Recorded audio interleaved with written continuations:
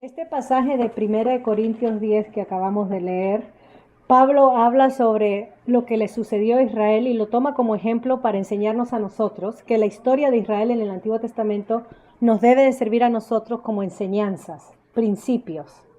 Entonces, la historia de Israel para el creyente hoy en día en Cristo, debemos de identificarnos con Israel y ver nuestra historia dentro de la historia de Israel. Pablo habla en el versículo 6, dice que sirve como ejemplo, como patrón para nosotros. Y miren lo que dice, las advertencias que da Pablo. Dice, a fin de que no codiciemos o no nos apasionemos por lo malo. Ven ahí el versículo 6, las advertencias, como ellos lo hicieron. Ellos decían, Israel tenía Dios de su parte. Dios los había liberado de Egipto, les había dado su ley. Y Dios estaba a través de ellos trabajando, dándoles la tierra. Dios estaba a favor de Israel, bendecía a Israel. Pero a pesar de que tenían a Dios de su parte, Israel codició otras cosas. Un ejemplo casi clásico está en Josué, capítulo 7, cuando Acán codicia los mantos y algunas cosas que ve en Jericó. Si ustedes leen Josué 5, se nos narra la historia que Acán vio y codició algo de lo que Dios dice que debió ser quemado, algo de lo anatema, que debió ser consumido con el fuego. Eso está en Josué 7. Y la palabra que se usa habla sobre el pecado de Acán. La palabra que se usa es que en el capítulo 7, cuando ellos van a la guerra de vuelta, no son victoriosos porque había pecado en el campamento. Ahora, la palabra que se usa, si podemos leer, si me ayudan a leer, capítulo 7 de Josué. Y miren lo que dice el versículo. Prevaricación. Sí. Miren lo que dice capítulo 7, versículo 24.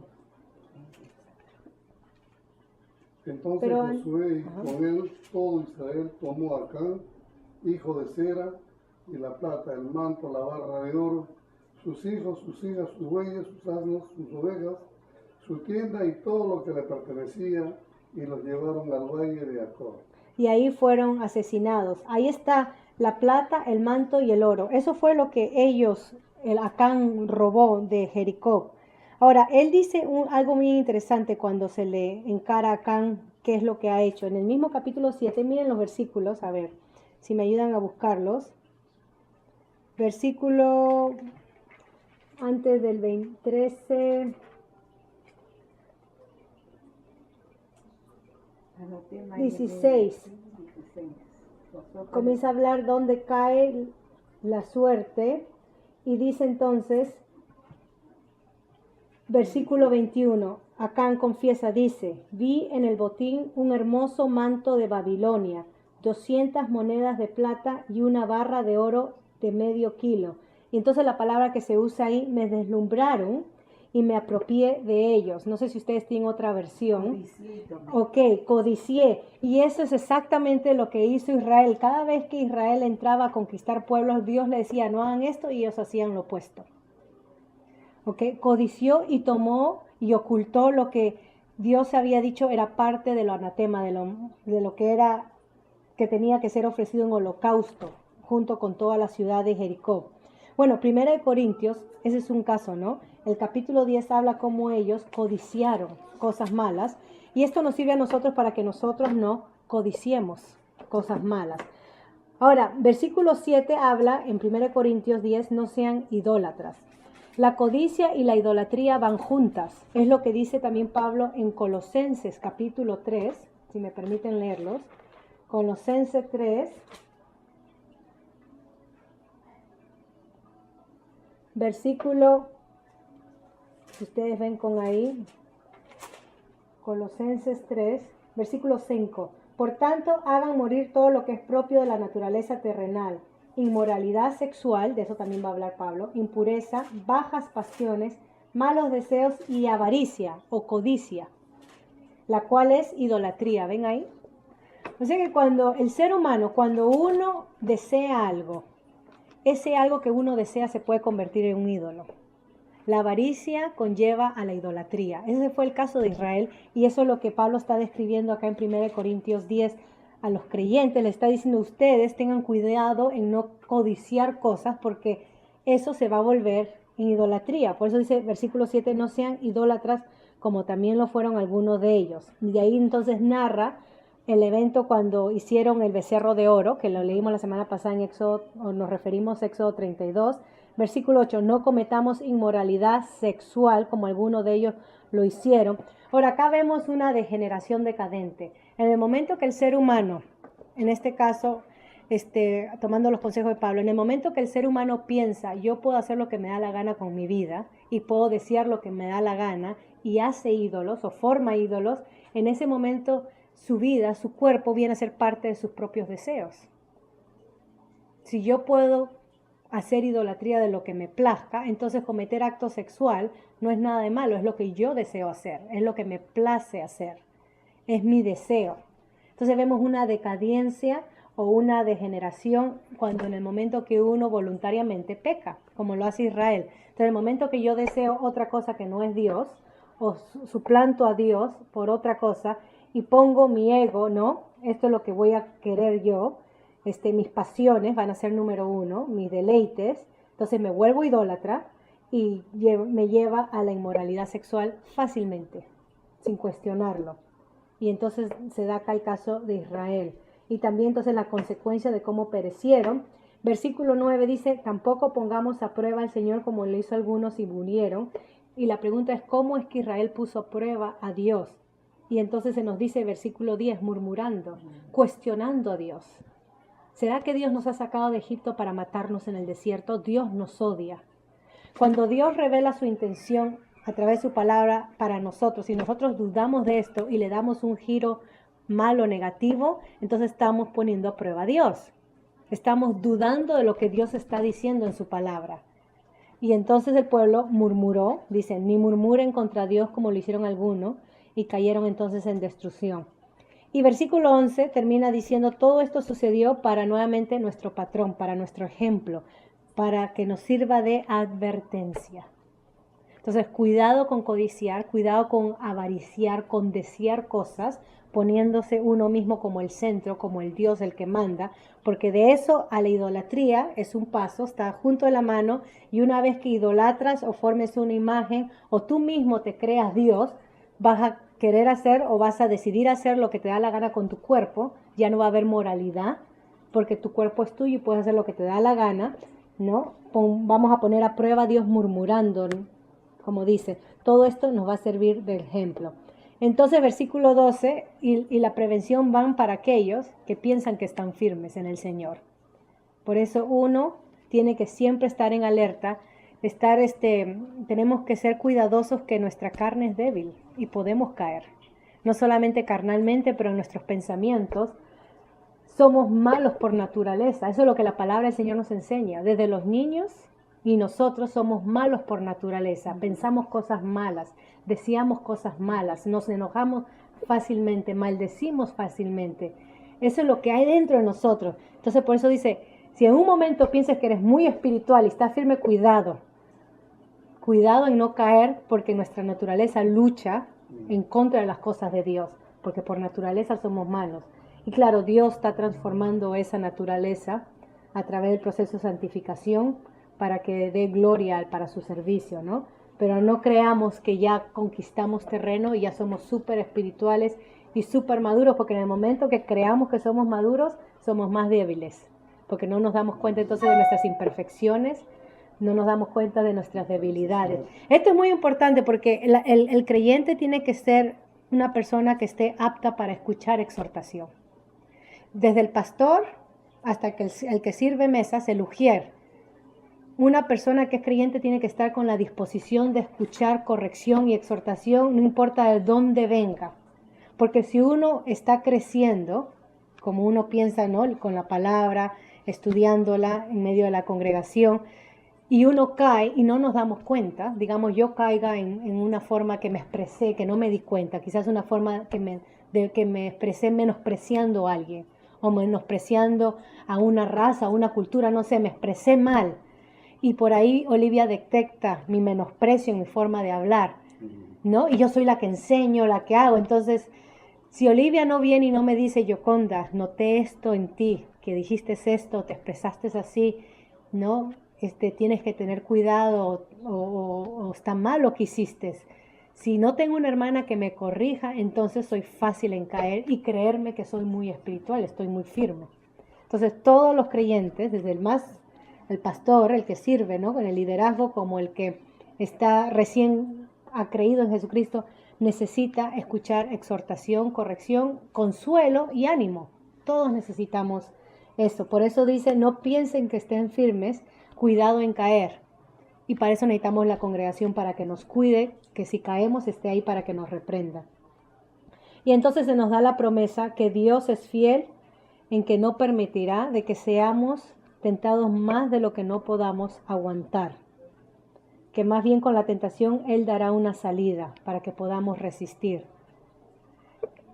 Santiago capítulo 4 nos habla de que cuando la forma como debemos de soportar o aguantar o resistir al diablo. ¿Se recuerdan el pasaje en Santiago capítulo 4? Si me permiten leerlo. Santiago capítulo 4 dice así. Este libro lo estudiamos en el retiro. Versículo, miren lo que dice, voy a empezar. Versículo 5. ¿O creen que la Escritura dice en vano que Dios ama celosamente al Espíritu que hizo morar en nosotros? Dios es celoso de nosotros. Versículo 6.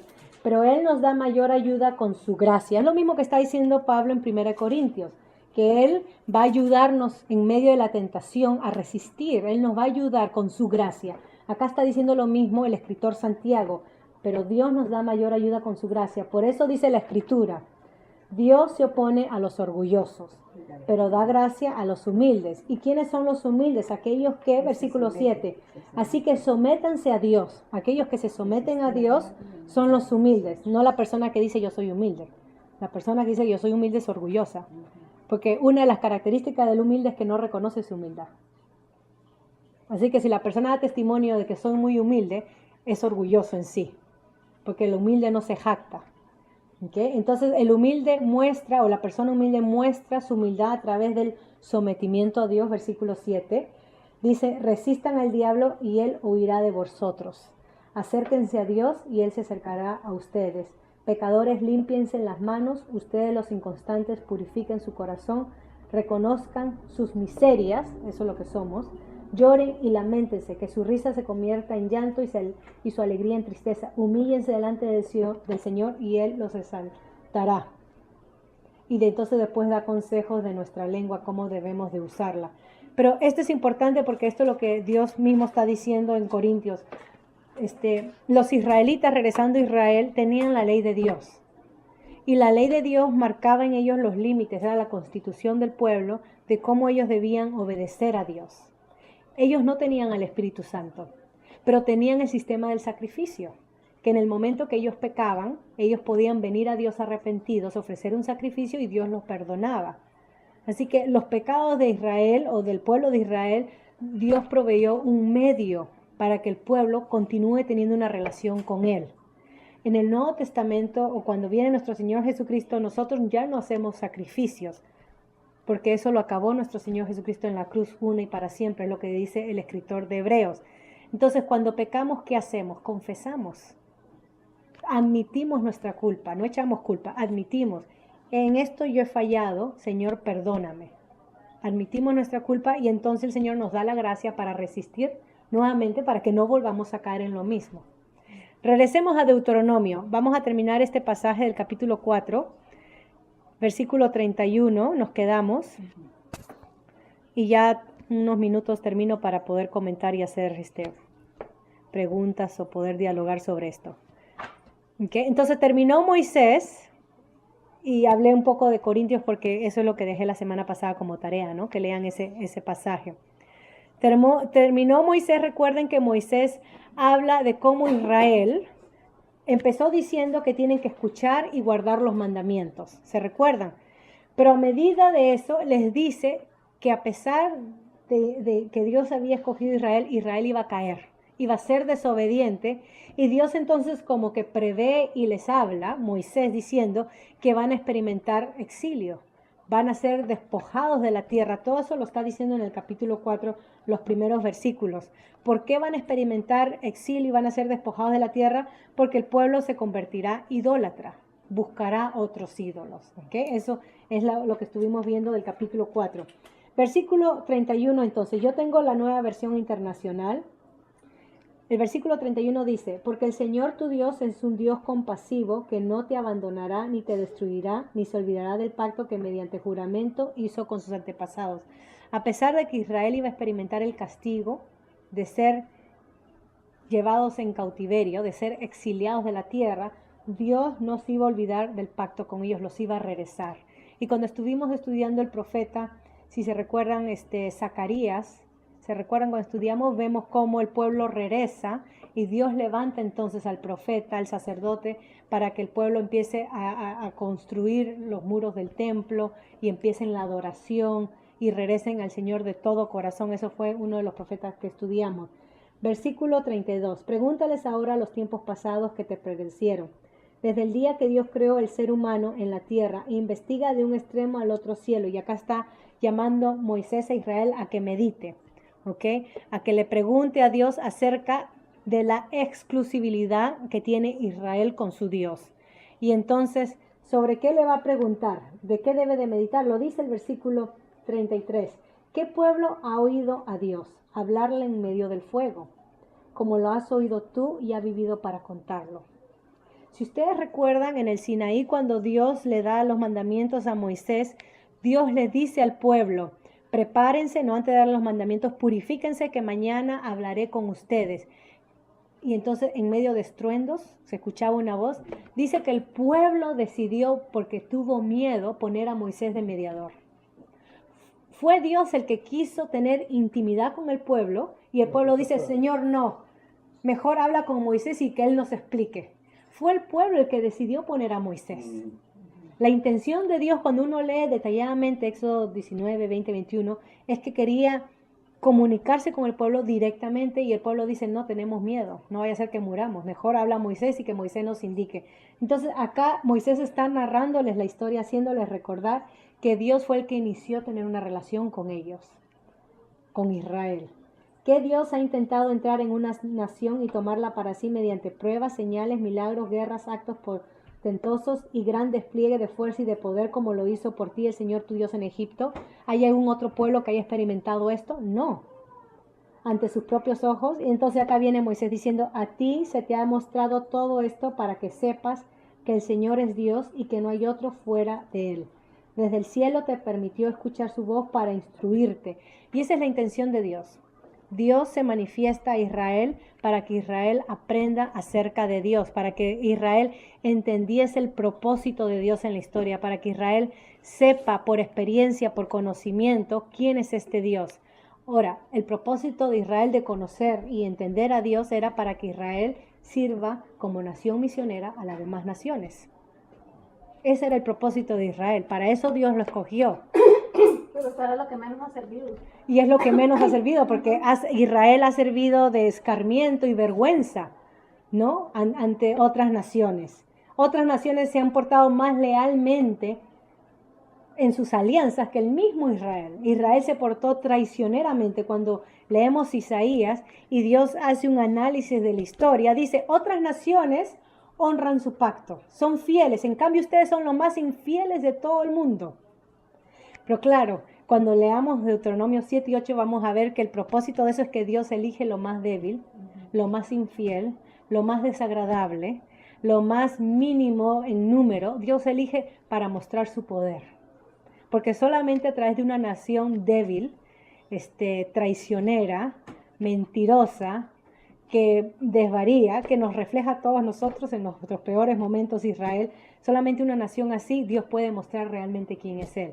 Con Egipto era poderoso, Babilonia, poderoso. Entonces cualquier poder que Dios quisiera mostrar a través de esas naciones grandes, los babilónicos se lo atribuyeran a ellos mismos, o los egipcios a su propio poder. Somos nosotros, no es Dios. Pero con este puñado de gente que ha sido esclava y que ha experimentado poderosamente victorias, los demás pueblos tienen que decir, hay un Dios con ellos, porque es imposible que esta minoría de esclavos sean tan poderosos. Es Dios. Entonces, ese fue el propósito de Dios, elegir a Israel. Y eso es lo que Pablo habla, ¿no? Cuando menciona que Dios lo tomó a él, siendo el último, como un abortivo. El último, porque él era un perseguidor de la iglesia. Él mataba a los cristianos, entregaba a los cristianos. Y Dios dice, quiero manifestar mi poder y mostrar al mundo mi salvación. ¿Y a quién voy a escoger? A este que persigue y mata a los creyentes. Y eso es lo que Dios hace con nuestras vidas. Dios toma lo que nosotros somos por naturaleza innata, rebeldes, si somos malos, mentirosos. Dios toma eso y lo transforma para que otros vean, es que tiene que existir Dios y esa persona cambió así. Y ese es el propósito de nuestra transformación, reflejar a Dios. Que la gente vea que hay un Dios real y vivo. Porque esa persona en su condición normal, así no es. Lo conozco, ella la conozco así, así. Pero tiene que existir un Dios para que esta persona sea así. Y ese fue el propósito de Israel. Dios tomó a lo más servil, ¿no? Lo más humilde, lo más humillante, y lo transformó en un pueblo poderoso por él. Y eso es lo que Moisés está narrando acá. Versículo 37. El Señor amó a tus antepasados, y eso fue el motivo de Dios, por amor. Y escogió a la descendencia de ellos, por eso te sacó de Egipto con su presencia y gran poder. Y ante tus propios ojos desalojó a las naciones más grandes y más fuertes que tú, para hacerte entrar en su tierra y dártela en posesión, como sucede hoy. Ahora, ¿cuál es el papel de Israel? Si Dios se ha mostrado a través de Israel, Israel tiene que hacer esto. Versículo 39. Reconoce y considera seriamente hoy que el Señor es Dios arriba en el cielo y abajo en la tierra, o sea, el único. Y que no hay otro. Obedece sus preceptos y normas que hoy te mando cumplir. De este modo a ti y a tus descendientes les irá bien y permanecerán mucho tiempo en la tierra que el Señor su Dios les da para siempre. Si Dios salvó a Israel, Dios liberó a Israel, ¿cuál era el propósito de Israel? Servirle a Dios. ¿Cómo Israel iba a servir a Dios? Guardando sus mandamientos. A Israel guardar sus mandamientos iba a servirle a Dios de la manera más justa posible. Entonces los versículos 41 y 40 al 43 hablan sobre estas ciudades de refugio. Y para explicar brevemente, antiguamente cuando una persona mataba intencionalmente a otra, tipo Caín como Abel, había intención. Antiguamente la ley era que cualquier miembro de la familia tenía que vengar la muerte de la víctima. No había sistema judicial como lo tenemos hoy en día o policías, sino que se le daba a la familia, uno en la familia tenía que vengar la muerte de su víctima. Entonces Dios establece estas ciudades de refugio, parte de su ley, para poder evitar el abuso. Entonces poder diferenciar entre actos de crímenes con intención, muerte, homicidio con intención, tipo Caín contra Abel, donde hay premeditación, y actos de crímenes donde no hay intención y es por accidente. ¿Okay? Intención versus no intención por accidente. Entonces, cuando era un acto por accidente, aún la familia, uno de la familia tenía que vengar la muerte de su víctima. Entonces, para que no se derrame sangre y por gusto no sea una sociedad del que el que puede vengar a uno y a otros se iban a estar vengando eternamente, ¿no? Imagínense, una familia mata de casualidad a un miembro de otra familia, entonces ese miembro que perdió un miembro venga matando un miembro de esa familia, entonces esa familia venga matando, y así por generación las familias viven matándose, y imagínense el conflicto social y el caos. Y es por eso que Dios establece las ciudades de refugio, para evitar eso y tener verdadera justicia.